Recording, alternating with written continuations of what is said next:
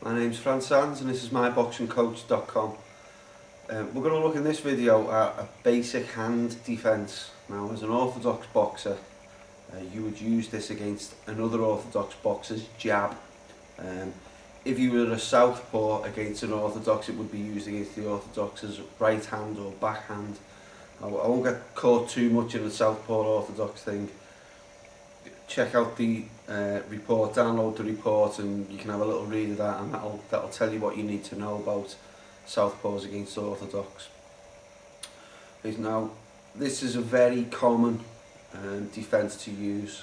It's a really bread and butter boxing skill, and the beauty of it is, whereas with other defences such as the slip or the roll or the duck, where you do those defences without waiting for an opponent's shot to come, this one is a reactive defence, so you can actually use this in response to a jab coming. Okay, you spot it, you use the block, because it's such an economical defence.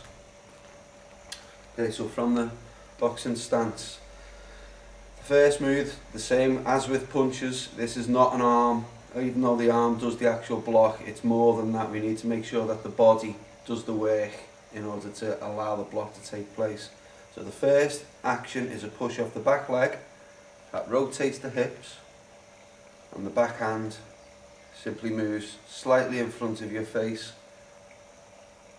allowing you to block any straight jab coming towards you.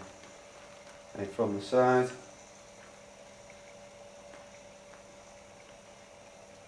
okay, the rotation of the hips is extremely important.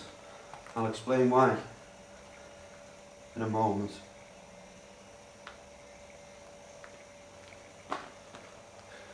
Okay, very simple. Okay, full speed. That's it there. So what are the common problems? Well, the first common problem relates to the use of the legs and the hips. If I'm facing a very strong opponent and I try and block his shot by just using the hand without getting any of my body weight behind the block, then it's likely that the opponent's jab will come straight through my hands and still knock my head back. Okay, so it's about actually fully blocking the opponent's shot. The opponent's fist needs to land clean in your palm. Okay.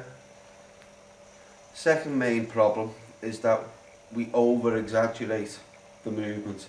If you imagine a tunnel going towards your opponent and you need your hands to stay within that tunnel, what we don't want to happen is that we reach too far, or as we block the jab we push it away too far. If you can see there, if the jab comes at me and I reach for it, all I do is leave a big opening here. Okay, and your opponent can turn his jab into a left hook and you've got some problems. But the simple block to the jab,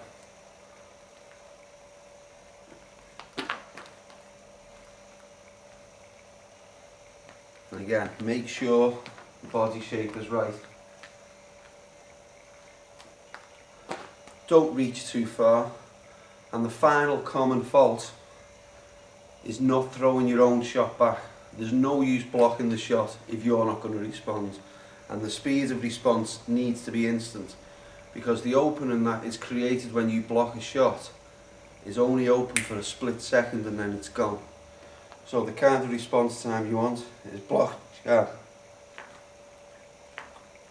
You can see from the side.